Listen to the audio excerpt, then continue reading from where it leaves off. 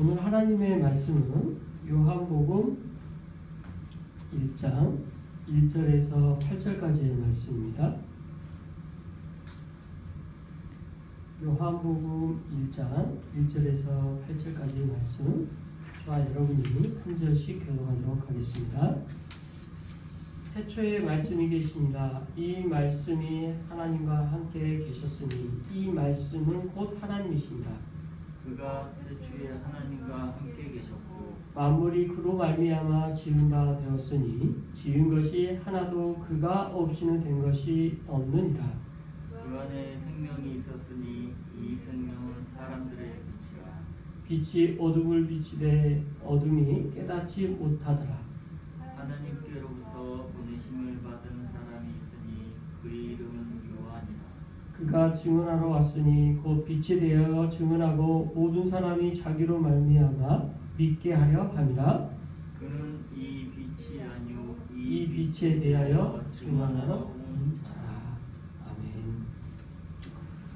우리가 요한복음 1장 1절에 대해서는 지난번 성탄 메시지를 통해서 여러 번 1장 1절에 대한 내용이 뭔지를 우리가 핵심 키워드로 정리한 적이 있죠. 복음서의 4개 복음서에 대한 각 1절들. 그 중에 요한복음은 예수님은 하나님이시다라고 우리가 정리를 했었던 게 기억이 나실 겁니다. 그죠? 참 특별한 의미가 있습니다. 이 복음서에서 하나님에 대한 증거를 어떻게 복음서에서 말하고자 하는지 1절만 봐도 우리가 알 수 있었다라는 것을 한번 같이 말씀 나눈 적이 있는데, 오늘은 요한복음을 나누고자 합니다. 요한복음을 왜 전하게 됐냐? 2022년 1월 첫째 주부터 요한복음 1장이 이제 시작되기 때문에 미리 이번 주부터 우리는 요한복음 말씀을 나누고자 합니다.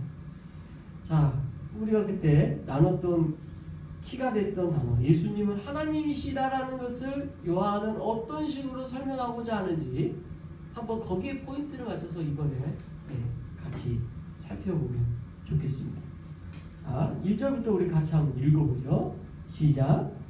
태초에 말씀이 계십니다. 이 말씀이 하나님과 함께 계셨으니 이 말씀은 곧 하나님이시다. 우리가 지난번 1절 말씀을 나눌 때 어디에 포커스를 뒀냐면 말씀, 로고스라고 하는 이 단어의 말씀이 누구냐라는 거죠.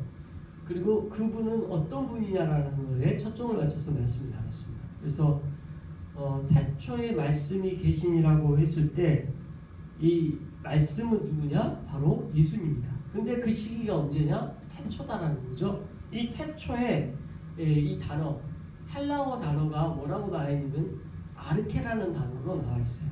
이 아르케라는 이 단어는 본래 우리가 사용하는 일반적 시간의 표현이 아니에요.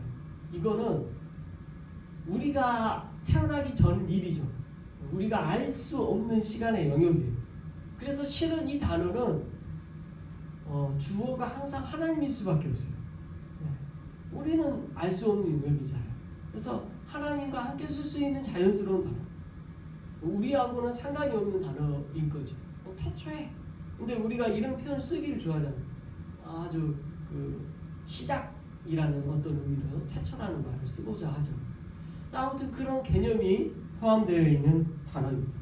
아무튼 이 단어는 그래서 하나님께 쓰이는 자연스러운 단어이고, 우리의 유한적 사고를 뛰어넘는 무한한 하나님 되심을 보여주는 그런 시간적 영역에서의 표현인 거죠.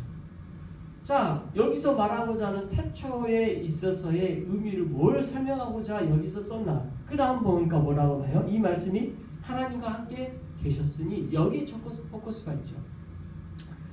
이 말씀이 예수님이니까 예수님은 하나님과 함께 계셨고, 그 하나님과 처음부터 하나님 삼위일체 하나님으로서 계시는 그 시작에서부터 예수님은 계셨다라는 거에 강조점을 좀 두고 있어요. 근데 이거를 태초라는 어떤 시간의 영역으로 유한성으로 설명하고자 하는 신학자들이 있어서 이들의 해석에 대해서 아주 우리는 심각하게 반박하고 지적합니다. 그래서 마치 그 얽매이게 되잖아요. 시간을. 그럼 예수님은 마치 삼위일체 하나님 가운데 열등한 하나님으로 설명하게 되는 묘사가 되거든요. 절대 그렇지 않고 삼위일체 하나님은 동일한 동등된 하나님임을 성경은 계속 말씀하고 있고 오늘 본문도 그걸 강조하고 있는 거지 다른 어떤 의미 해석이 아니라는 것을 알 수가 있지요. 자, 그래서 태초에 말씀이 계시고 그 말씀이 예수님이신 하나님이신데 성부 하나님, 성령 하나님과 함께 계셨고 이 말씀은 곧 하나님이시라라는 설명으로 1절이 이제 마무리가 되죠. 자, 여기서 1절 우리가 그때 포커스는 자, 이 말씀이 바로 예수님이기 때문에 예수님이 곧 하나님이시다. 이 요한복음은 다른 복음서와 특별히 다른 것이 예수님이 하나님이심을 계속 강조하고 그 특별한 하나님심에 대한 그 포커스가 있다라는 거에 우리가 주안점을 놓고 말씀 묵상할 필요가 있는 거죠. 자, 그럼 다른 성경은 어디에 주안점이 있었나 한번 생각해 보죠. 마가복음 같은 경우는 복음의 시작이라 했기 때문에 예수님이 우리를 위해서 구원하시고 실제로 구속하셨던 그 놀라운 은혜 거기에 모든 포커스가 있죠. 그러니까 복음의 시작, 가장 기쁜 소식의 시작, 예수 그리스도께서 우리를 위해서 죽으시고 부활하시고 다시 한번 부활하셔서 마지막 때 다시 오실 것에 대한 약속, 이게 우리의 구원의 제일 핵심적인 약속이죠. 그게 복음이라는 단어로 요약해서 설명하고 있는데 마가복음 거기에 포커스가 있었고 또 누가복음은 사실 역사적 기록에 대한 증거에 대한 포커스가 있었고 마태는요 유대인들을 대상으로 처음부터까지 성경의 약속과 성취에 대한 모든 포커스가 있었어요. 이걸 우리가 기억을 할 때 이 복음서에 대한 특별함이 특히 요한복음의 특별함이 또 다른 거죠. 요한복음은 특별히 예수님은 하나님이심에 대해서 말을 하려고 하고 있다는 거에 아무튼 주목을 해서 우리는 살펴볼 필요가 있는 거죠. 자, 그럼 2절도 같이 한번 읽어볼까요? 시작. 그가 태초에 하나님과 함께 계셨고 그가 태초에 하나님과 함께 계셨대. 태초에 하나님과 함께 계셨다라는 이 표현은 1절에서 했던 내용 그대로 다시 한번 반복해서 했죠. 왜냐하면 이거 강조하고 있다는 거지. 여기에 초점은 예수님은 하나님이시고 하나님이신 예수님은 처음부터 함께 계셨습니다. 강조하고 있는 것이 2절 말씀의 맥락입니다. 이어서 3절 같이 한번 읽어보겠습니다. 시작. 만물이 그로 말미암아 지은 바 되었으니 지은 것이 하나도 그가 없이는 된 것이 없느니라. 자, 그래서 이제 3절에 이어서 넘어가져 가는 내용의 핵심은 뭐냐면 예수님은 그럼 또 무슨 일을 하셨고 어떤 사역을 하셨느냐 3절에서 포커스가 어디 있어요? 만물과 연관시킵니다. 만물이 뭐예요? 이 세상 모든 만드신 것들 말하죠. 저희를 포함해서 하나님은 이 세상을 만드셨어요. 그래서 창조주라고 우리가 또 표현하죠. 하나님께서는 우리 모두를 만드시고 이 세상 모든 것을 만들 만물을 지으신 분이십니다. 그게 이제 3절에서 말하고자 하는 핵심이죠. 3절에서는 끊임없이 만물이 그로 말미암아 지은 바 되었다. 계속적으로 하나님께서 예수님께서 하나님이시면서 그분이 하신 일은 세상을 만드신 일을 하셨다라는 거죠. 거기에 하나 더 덧붙여서 뭐라고 표현? 지으신 것이 하나도 그가 없이는 된 것이 없다. 이게 무슨 말일까요? 그러니까 하나님의 존재를 통해서 우리가 확인할 수 있는 것은 내가 있는 거죠. 그러니까 이 부분에 있어서의 논리적 설명이 믿는 자로서 너무 쉬운 거예요. 하나님은 당연히 계셔. 왜? 우리가 있으니까. 만들어진 우리가 있으니까 하나님도 당연히 계신다는 거예요. 그러니까 만드신 분이 있는데 어떻게 만들어진 우리 피조물이 만드신 분을 부인할 수 있겠어요? 그 이야기 하는 거예요. 예수님은 만드신 분이기 때문에 당연히 계시는데 사람들은 자꾸 무슨 이야기를 하냐면 하나님이 없다고 이야기하죠. 오늘날 얼마나 하나님에 대해서 없다고 이야기를 많이 합니까? 그러나 본문은 지금 뭘 포커스를 놓고 이야기를 하냐면 예수님은 모든 것을 만드신 분인데 만드신 분이시기 때문에 우리가 존재하는 거고, 반대로 말하면 우리의 존재 이유는 하나님이 계셔서 그렇다는 거예요. 근데 자꾸 예수님에 대하여 하나님이심을, 또 그가 하나님이 없음을 주장하는 그런 이들에 대하여 반박하는 그런 맥락인 거죠. 이렇게 성경은 만물에 대한 설명, 창조주 되심을 이렇게 말씀하고 있습니다. 자, 예수님은 단지 만물을 지으신 분으로 끝나냐? 지었다라는 것이 질서를 지으신 거고 창조하고 한 것으로 끝난 게 아니잖아요. 자연 질서가 있고 그 질서 안에서 우리가 살아가게 되는 거잖아요. 예, 오늘날 저와 여러분도 그 질서 안에 있지요. 자, 이렇게 질서 안에 있고 다스리는 분이 누구시다? 예수님이시다라는 것을 이 본문 안에서 또한 찾아볼 수가 있는 거죠. 자, 이거에 대하여 제가 오늘 주보 안에 연결하여 이사야서 9장 6절 말씀을 옮겨왔습니다. 자, 같이 한번 읽어볼까요? 시작. 이는 한 아기가 우리에게 낳고 한 아들을 우리에게 주신 바 되었는데 그의 어깨에는 정사를 메었고 그의 이름은 하나님이라 용존하시는 아버지라 평강의 왕이라 할 것이라. 자, 여기서 한 아기가 누구죠? 예수님이죠. 그 아기. 그래서 밑에 보면 Put yours child. 그래서 아이, 우리에게 아이가 태어났 이스본까지 이렇게 보면 한 아이가 우리에게 태어났고 그 아이에 대해서 설명을 하죠. 영어로 보면 그래서 그 아이는 우리에게 주었는데 그의 어깨에는 거버먼트라고 해서 그게 이제 권력 또는 정사, 오늘 성경은 정사라고 표현되어 있죠. 그러니까 우리가 국가 권력 자체를 거버먼트라고 하잖아요. 이런 의미로 다스림을 보여주는 설명이 이렇게 있죠. 그 아이 예수 그리스도께서 우리에게 주신 바 되었는데 그 아이는 우리를 다스리는 권세를 그의 어깨에 주셨다라고 성경은 말하고 있어요. 그리고 그의 이름에 대해서 말하죠. 그의 이름은 기묘자 모사라 전능하신 하나님 용존하시는 아버지 평강의 왕, 이렇게 표현하고 있는데 영어로 보니까 설명이 좀 더 원어 성경에 더 가까운 설명이어서 말씀드립니다.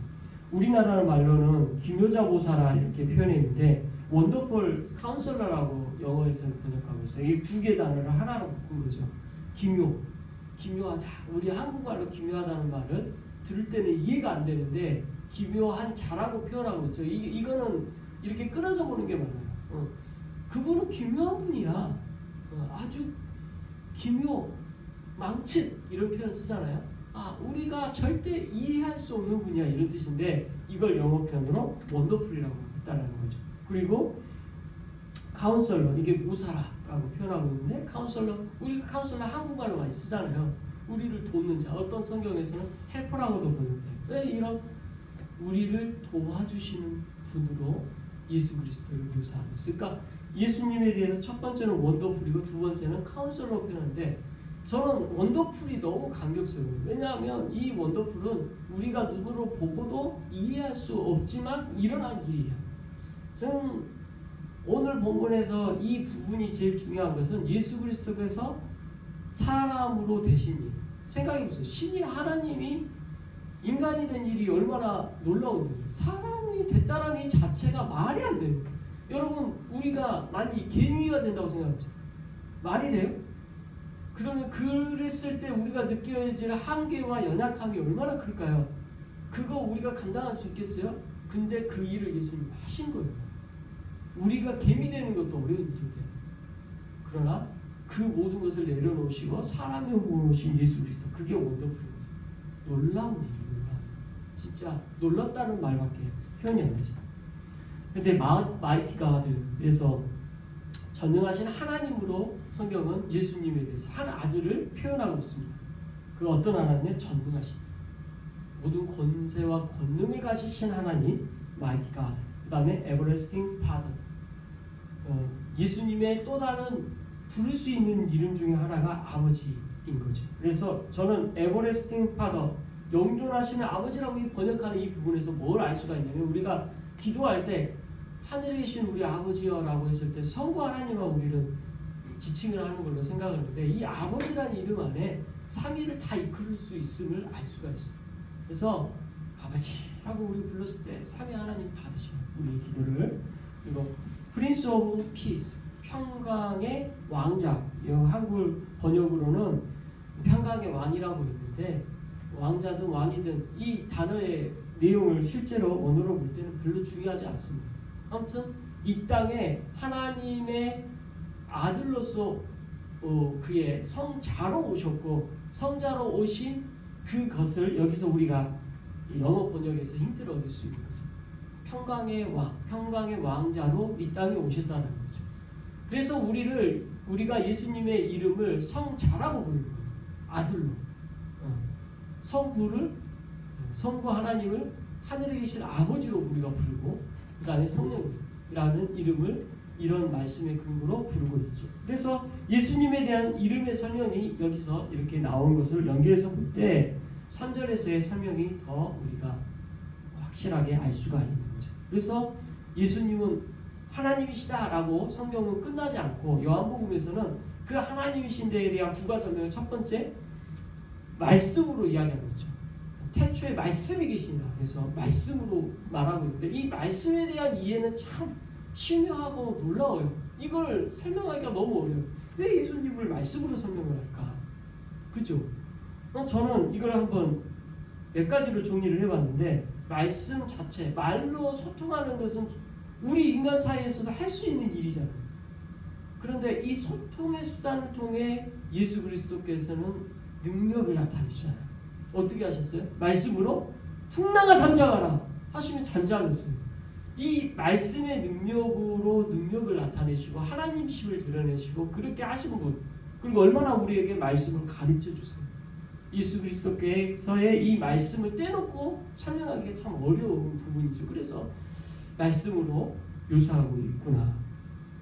그래서 말씀을 통해 계시되었고, 말씀을 통해 우리가 하나님의 뜻을 알게 되었다라는 측면에서 예수 그리스도를 말씀으로 표현하고 있지 않은가, 이렇게 정리를 해봅니다. 아무튼 말씀에 대한 설명이 첫 번째 예수 그리스도에 대한 설명이었고, 두 번째 이 말씀은 하나님이셨다라는 거, 그리고 말씀은 하나님과 함께 계셨다는 거, 세 번째 만물이 그로 말미암아 예수 그리스도를 통해 지어졌다. 예수님은 창조주시다. 그리고 다스리신다라는 것에 대한 내용으로 이사야서 9장 6절 그의 이름들에 대한 설명까지 봤어요. 그러니까 이런 설명이 쫙 이어지니까 요한복음을 통해 우리에게 이렇게 함으로써 얻어지게 되는 결론이 뭐예요? 예수님은 하나님이시다라는 것을 알게 되는 거죠. 너무 감격스럽지 않습니까? 예수님의 하나님심에 대한 설명을 이렇게 요한은 계속적으로 그의 하나님에 대한 설명의 방법이 너무나 풍성하고 다양해요. 예수님은 말씀이셨다. 말씀이시다. 오늘날도 말씀으로 우리에게 선포되어지고 있음을 기억하시기 바랍니다. 자, 이어서 오늘 본문 5절 말씀 읽겠습니다. 시작. 빛이 어둠에 비치되 어둠이 깨닫지 못하다. 4절부터 5절 같이 한번 읽겠습니다. 시작. 그 안에 생명이 있었으니 이 생명은 사람들의 빛이라. 빛이 어둠에 비치되 어둠이 깨닫지 못하다. 자, 여기서 그 다음에 예수님에 대한 설명이 뭐예요? 바로 빛이에요. 빛. 생명이에요. 생명. 그리고 그 생명은 사람들에게 비춰지는 빛이에요. 그래서 그 다음에 예수님에 대한 설명이 생명으로 나요. 그러니까 우리가 요한복음만 잘 읽으면 예수님은 하나님이시다라고 하는 설명에서 부과되는 설명들을 단어로 키워드로 설명하고 있음을 알 수가 있는데, 그래서 제가 저번에도 이야기했지만 에이고 에이미라는 표현을 했죠. 헬라어에서 에이고 에이미는 나는 무엇이다라는 뜻이거든요. 에이고 에이미라는 이 표현으로 요한은 끊임없이 예수님이 어떤 분이심을 설명하고 있습니다. 여기서는 예수님은 그 안에 생명이 있었으니 생명으로 지금 먼저 설명하고요. 그 다음에 이 생명은 사람들을 살릴 수 있는 빛으로 설명되어지고 있습니다. 그리고 근데 안타까운 것은 이 빛이 어때요? 어둠에 빛이 돼 어둠이 깨닫지 못하더라. 이게 너무 안타까워요. 이 세상이 빛이 비쳤음에도 불구하고 어둠이 세상 가운데 비춰진 빛에 대하여 어둠은 깨닫지 못한다는 거예요. 그래서 예수님이 이 땅에 오셨음에도 불구하고 세상이 어두워서 빛으로 오신 예수님에 대해서 이해한다, 이해하지 못한다, 이해하지 못한다. 이스라엘 백성들은 오랫동안 성경 말씀을 통해 메시아 되신 예수 그리스도의 약속받았고 그렇게 기다려왔음에도 불구하고 막상 예수님이 오셨을 때 알았나요? 몰랐어요. 그 모르는 것에 대한 이유를 요한복음 이렇게 설명해요. 세상이 어둠 가운데 있어서 빛을 보지 못했다라고 오늘 본문은 말하고 있는 거예요. 그래서 그 다음 설명이 예수님에 대해서 생명으로 그 다음에 빛으로 설명하고 있는데 이 생명이고 빛 대신 예수 그리스도에 대해서 세상은 알지 못하게 된 것이죠. 자, 생명으로 이 땅에 오셨고 빛으로 오신 예수 그리스도, 이거에 대한 설명은 요한복음에서 계속 앞으로 나올 내용 중에 하나예요. 아주 일부예요. 이 다음 9절부터에 나와지는 다음 주 설교에서도 예수 그리스도는 어떤 분이신가에 대한 초점을 맞춰 계속 설명하기 때문에 그때 더 또 자세하게 설명을 합니다. 이어서 6절부터 8절까지 같이 읽겠습니다. 시작. 하나님께로부터 보내심을 받은 사람이 있으니 그의 이름은 요한이라. 그가 증언하러 왔으니 그에 대하여 증언하고 모든 사람이 자기로 말미암아 믿게 하려 합니다. 그는 빛이 아니요 이 빛에 대하여 증언하고 자라. 자, 여기서 이제 6절부터 8절까지는 누구에 대한 내용이요? 세례 요한에 대한 내용인데, 이 세례 요한은 하나님으로부터 보냄받은 사람이었다. 그리고 그의 이름은 요한이었다. 하나님으로부터 보냄받은 그는 증언하러 왔다. 무엇을 증언하러 왔냐? 빛에 대하여 증언하러 왔다. 이 빛이 누구예요? 예수 그리스도죠. 예수 그리스도에 대해서 증언하러 왔다. 모든 사람이 이 세례 요한의 증언을 통해 예수 그리스도에 대한 증언을 통해 믿게 하기 위하여 이 땅에 보내심을 받았다라는 것을 지금 말하는 거죠. 그리고 다시 한번 언급한 게 뭐냐면 세례 요한은 빛이다 아니다? 아니다. 그는 빛에 대해서 증언하러 온 사람이지 빛이 아니었다라고 8절까지 오늘 요한에 대해서 설명하고 있습니다. 오늘 이 말씀에 대한 적용점은 우리도 이 세상에 빛을 증거하는 사람이지, 세례 요한처럼 우리가 이 예수 그리스도에 대한 빛이 아니지.